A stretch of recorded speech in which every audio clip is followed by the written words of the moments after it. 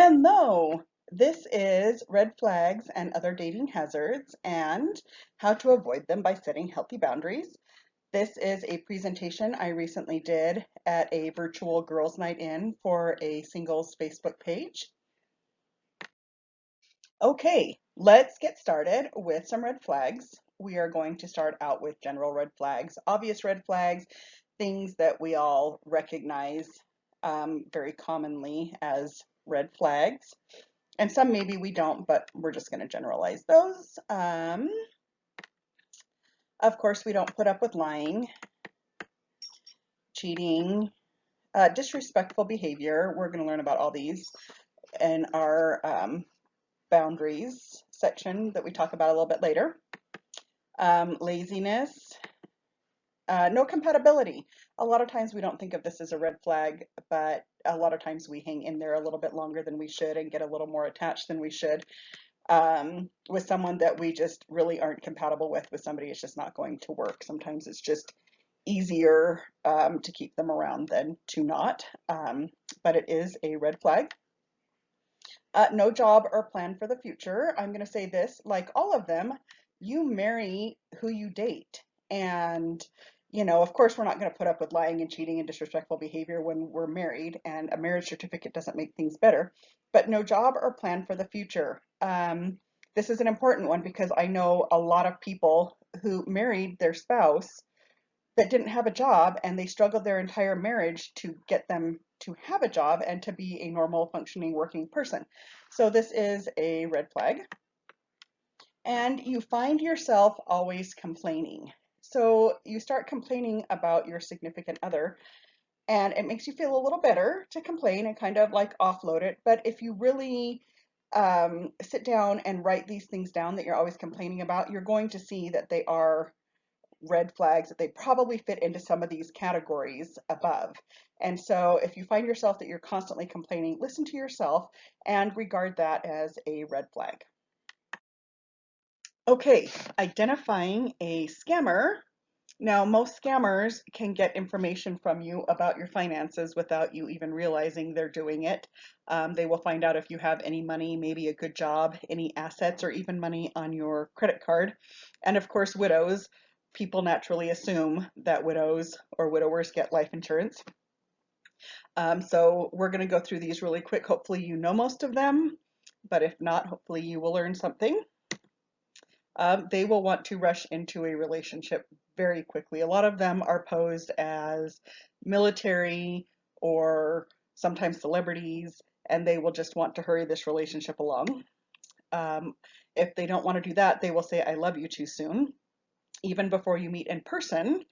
And I've been studying love and attraction for years now, and I can tell you that meeting somebody online and falling in love is nearly impossible because to be in love with someone, you need to know if you have a pheromonal response or attraction to them.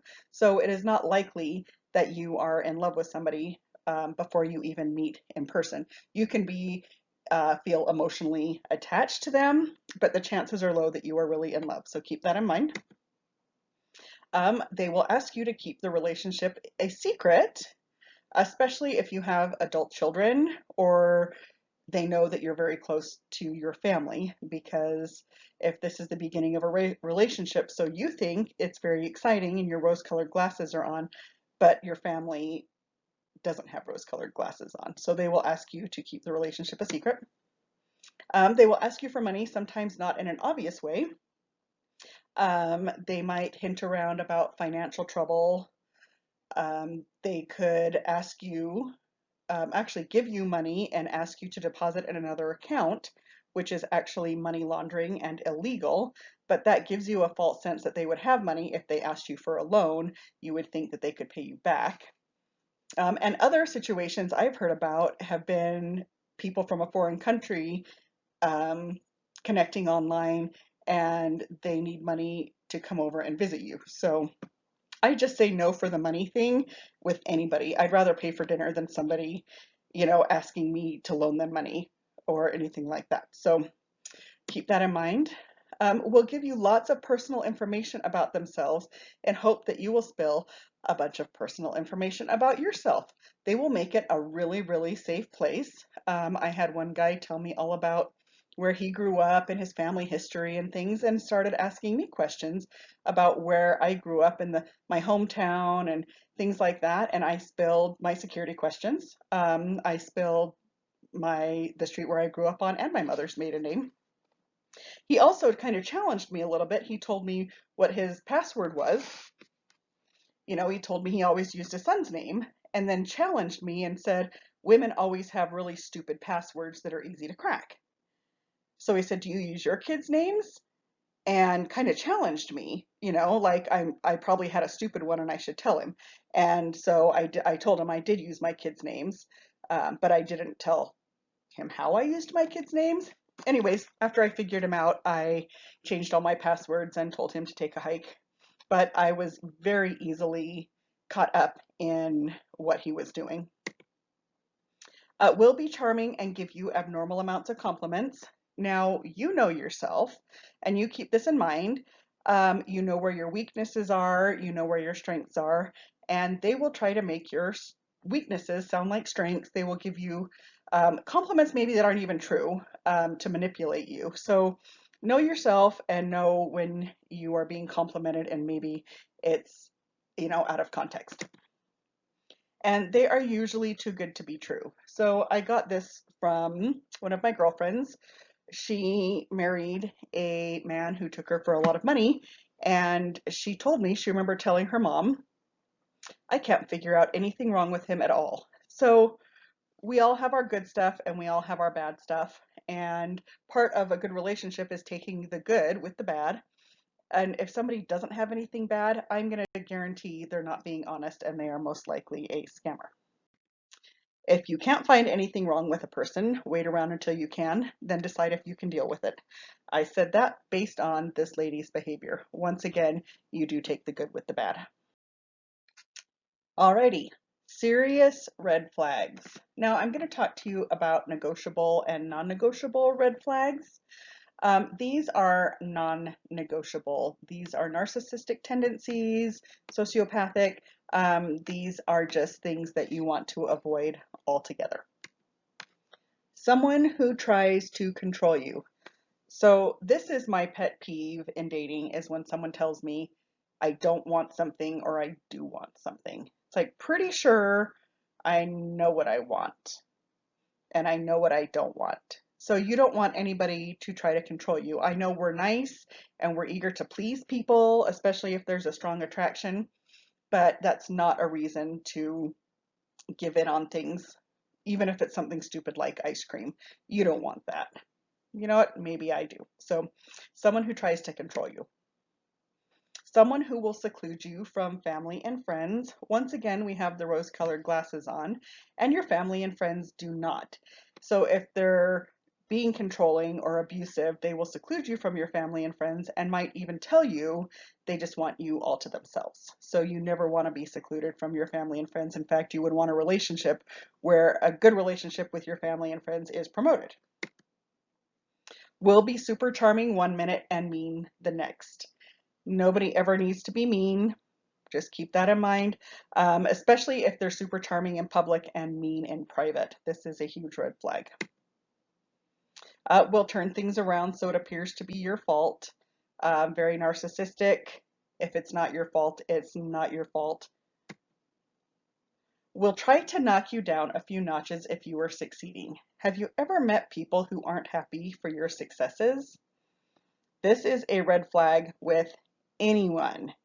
It's if you're achieving things and they think you're getting above them in any way, they will try to knock you down a few notches so that you are at their level or beneath them. You need to be around people who are happy for your successes. Will manipulate you to stretch your boundaries. Once again, we are going to talk about boundaries in a minute, but if somebody's constantly trying to stretch your boundaries that are very strongly set, that is a red flag. Will give you a really good apology, but their behavior does not change.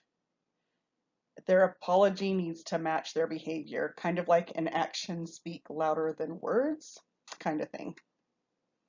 And Lastly, they will make you question yourself or just not like yourself. If you feel like you're walking on eggshells around a person, if you feel like you have to change your behaviors to be extra happy or extra nice, or maybe not extra nice, I don't know. But if you're questioning yourself or you do not like yourself around a person, it's probably a huge red flag. Okay, let's talk low investment level. This is a person full of negotiable red flags. But once you figure out a person has a low investment level, you do not commit yourself to this person. This is the person that you date casually, you just have fun with. And this is hard if you're really into them. It's hard not to be more invested, but hopefully this will all help. And I will explain the negotiable red flags at the end. You feel like you are putting more into the relationship than they are. If you were the one always reaching out, or you're the one always trying to get a date, if you're the one always putting the effort in and they are not, that's obviously they are a low investment level. You feel like the backup plan, not the plan. If they'd rather hang out with their friends or their family on the weekend instead of you, you can guess that you're probably the backup plan. Frequent canceling, I'm going to say that's self-explanatory. Little to no communication throughout the day. Now, if you're texting and they're taking hours and hours and hours and hours to text back, and they're in a situation where they can, this is just a person that's just not invested. If they're taking longer than a day, I would move along. This is definitely not a person invested. They won't introduce you to family or friends. Again, it's just someone they like, but just don't want to put that effort in. They treat you like a dying plant. You only get watered when you're drooping. So they like you around and they don't want you to leave. So when they think you're leaving, they would give you some attention or some affection or something that you have been asking for. So why are these negotiable? Because if you're dating someone with this low investment level and you say something like, hey, I would really love to meet some of your friends or maybe even your family, and they go, oh, yeah, we probably should do that. Well, that's a negotiable red flag. If they say to you, you know what, nope, we're really just not at that place in the relationship, well, then you know. Because a lot of times we assume things or make up stories in our head of things that aren't true because we like somebody. So if you're aware of the low investment person, then it's easier to um, avoid getting hurt by one. So in regards to all the red flags, Jeffrey R. Holland said, in a dating or courtship relationship, I would not have you spend 5 minutes with someone who belittles you, one who is constantly critical, one who is cruel at your expense and may even call it humor. Life is tough enough without having the person who is supposed to love you lead the assault on your self-esteem, sense of dignity, your confidence, and your joy. So if someone is claiming to love you, they should be behaving that way. And let's talk about some other hazards. These ones have to do with time. Now, when people ask me for one really, really, really good piece of advice, and that's all I have time for, I always talk about the infatuation period, to wait after the infatuation period. The infatuation period is 4 to 5 months long, and this is the very exciting, the very giddy, the rose-colored glasses phase of a relationship where you really don't see very many red flags at all. And after the 4 to 5 months, it can actually just die off. High school, I had a 4 month infatuation period with just about everybody I dated. All of a sudden, they were no longer interesting, and I was just done. And so you always wait until after this period because the rose-colored glasses do start to fade. And if you make it past this 4 to 5 month and you're still head over heels in love with this person, it's just a good sign that it might be something real and that you can, proceed and get to know this person further and start a relationship. A lot of people really don't take the time to really get to know a person, or maybe their kids or their financial situation. It's really important to take the time to know all aspects of a person. And I always promote all 4 seasons in a road trip. My mom and dad met in January and got married in April. Well, I can't remember a Christmas when my mom didn't have a meltdown in one form or another. And maybe dad would have liked to have known that mom was going to have a meltdown every single Christmas. Who knows why mom did that? But, maybe it wouldn't have stopped him from marrying her, but maybe he would have liked to have known that, but they didn't take the time to do all of the seasons. So, and they were married in the 50s. It was a generational thing to get married fast. But I always say all 4 seasons and a road trip. Road trips are very beneficial. If you don't believe me, go on one. Go on a several-hour road trip where you're trapped together for several hours or even a day, and see how that goes for you. Okay, another hazard is desperation. So I can tell you, nobody wants to admit that they are desperate in any form at all. But I don't know what else to call it. It's this eagerness to, it's a dire eagerness to pair off. So we're going to call it desperation. It's kind of an ugly word and nobody wants to admit it, but maybe you can admit it to yourself and don't have to admit it to the world, but just recognize it and change it. One of the reasons you might be desperate, or someone might be desperate, is because they need validation. I call this the I don't love me, so you need to syndrome. People suffering from injuries from their divorce might need validation because they just really don't like themselves at the moment. And let's face it, validation from the opposite sex is really great. And also, if you've lost a spouse to death, if you are widowed, you do miss the daily validation that a spouse would bring. So just make sure that you're in a good place with yourself and you aren't needing constant validation. I have seen this over and over, that an ex gets married, and that's a hard thing to go through when your ex gets married. Um, but it's not an excuse to rush into something or to put yourself out there in a desperate way. The scarcity mentality. Maybe you think no one else is coming along. This can put a little urgency in the dating situation, and maybe you would put up with more red flags than you normally would because of this scarcity mentality. Or let's talk about just being lonely. I am becoming an empty nester again. I was an empty nester for 4 months and one of my sons moved back in. And the thought of that is kind of lonely. But I also have a really great social life, and if I'm not going to a party, I'm throwing a party or going to an activity with other adults. And so I try to stay, not be lonely, and to stay active socially. But loneliness is another reason that people would pair off in a desperate way and maybe ignore some red flags. So you need to be in a good place with yourself.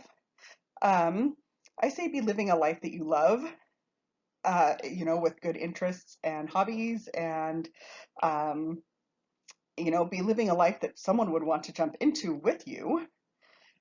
And if you are suffering from injuries from a past relationship, get your head on straight and have your self-esteem in check. Make sure that your self-esteem isn't based on how other people are validating you or treating you. Okay, it is time to talk boundaries. Okay, most relationship issues come from a lack of boundaries.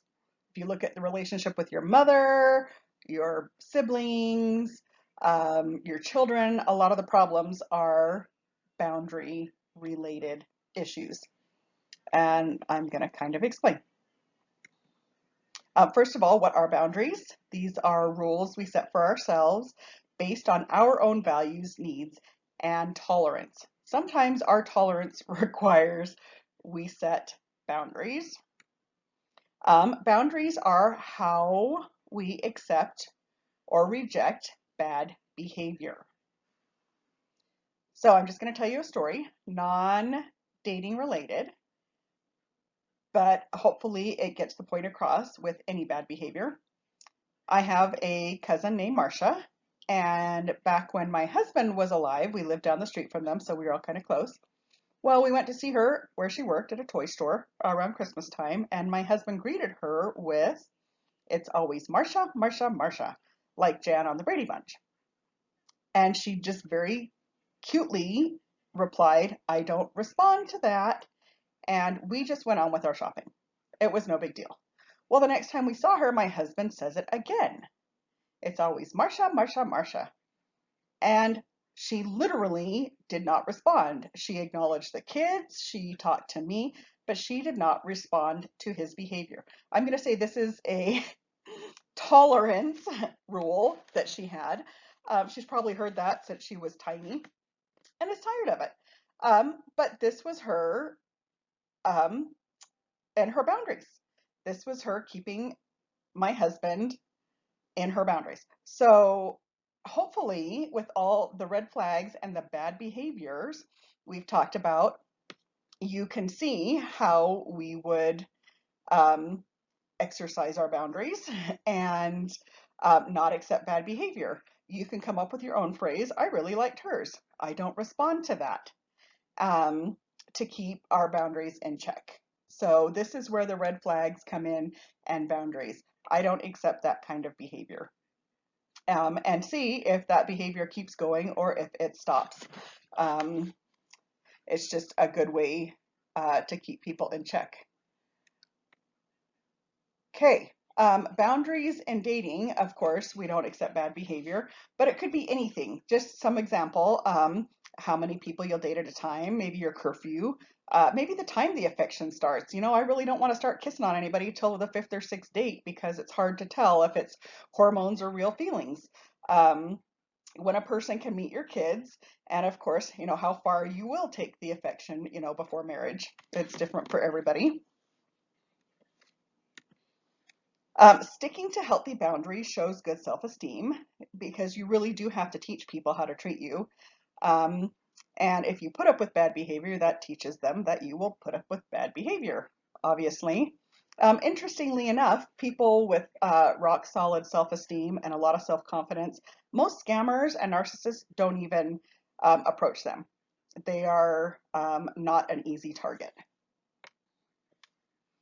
And boundaries are a good way to see how much someone really cares for you. If someone respects you, they will honor your boundaries. If you say, "I don't like that behavior, I will not accept that behavior," or "I don't respond to that," and they're like, "Hey, that's cool," and they don't do it again, well, obviously this person respects you.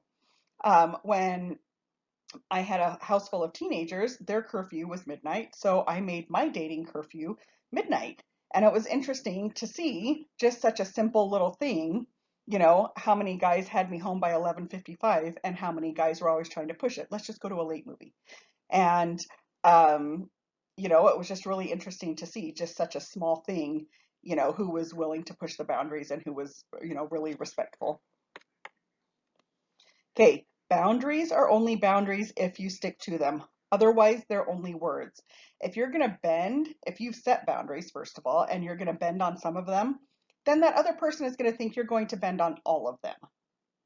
So you need to set your boundaries and you need to stick to them. If you say, "I'm not going to kiss until the fourth date," and you kiss on the second date, well, that's one of your boundaries that you have bent, and that person will expect you to bend the others. So it's just really important that you stick to your boundaries. That is it for today. Thank you for joining in. You can find me on Facebook at Dating Again or on Instagram at dating.again. Both of them have this logo. If you are interested in a coaching appointment, you can make an appointment through the website, lovingagaincoach.com, or all three pages have my phone number, and you can actually text us for an appointment. If you like this video, please like and share, and we will see you again soon.